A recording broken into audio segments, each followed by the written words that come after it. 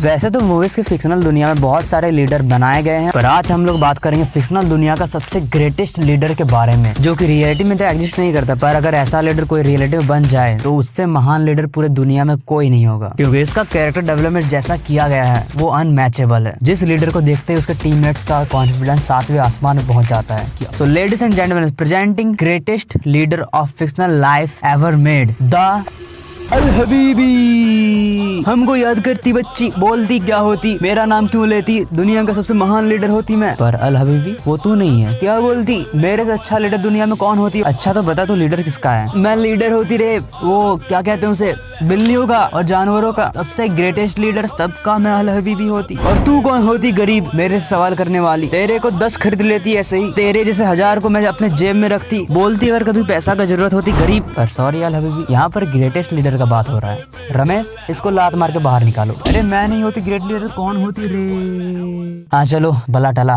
Presenting Optimus prime.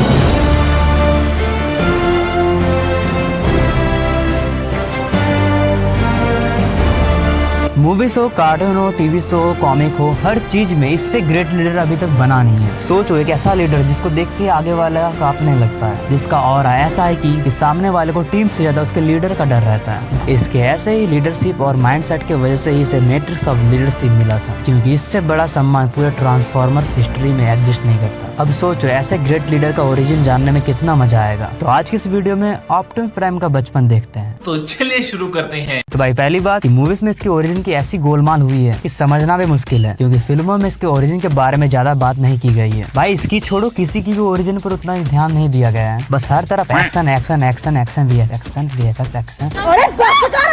सिर्फ लड़ाते रहो सबको एक दूसरे से, न स्टोरी का अता पता है और न ही ओरिजिन का। पैसा बर्बाद।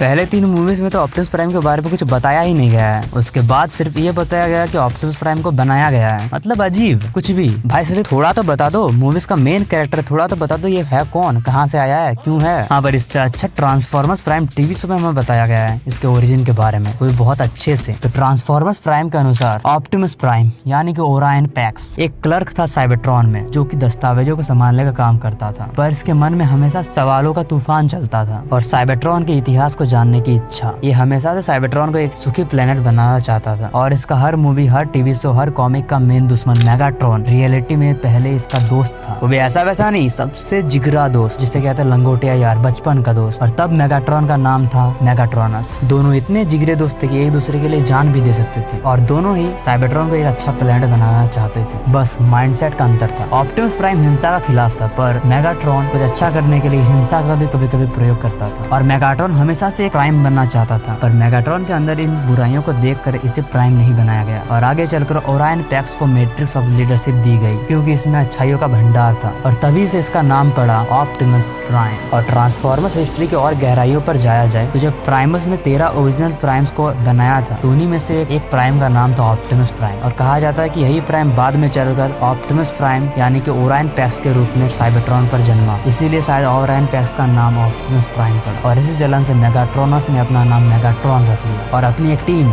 या कह सकते एक सेना डिसेप्टिकॉन्स का निर्माण किया। और मेगाट्रॉन हमेशा से साइबरट्रॉन पर रूल करना चाहता था, इसीलिए उसने ऑटोबॉट से खिलाफ जंग छेड़ दी। इसी जंग ने उनके पूरे प्लेनेट को खा लिया। अब जस्ट इमेजिन करो, 2 दोस्तों की लड़ाई इतनी खतरनाक हो सकती है कि उनके पूरे प्लेनेट को ही डिस्ट्रॉय कर दिया। इसीलिए दुश्मनों से हारना बर्दाश्त किया जा सकता है, पर अगर दोस्त ही दुश्मन निकले तो मुमकिन नहीं। और अपने प्लेनेट का बैंड बजाने के बाद ऑप्टिमस प्राइम और मेगाट्रॉन पृथ्वी आ गए इसको भी बर्बाद करने के लिए, और मुबारक हो बर्बाद कर भी रहे हैं। हाँ तो छोड़िए, अगर आपको स्क्रीन में दिख रहे प्रोडक्ट को खरीदना है तो मैंने इसका लिंक डिस्क्रिप्शन में दे के रखा है, आप लोग वहाँ से खरीद सकते हैं। और नेक्स्ट टॉपिक कमेंट करना मत भूलना, और ये वीडियो होता है यहाँ पर समाप्त।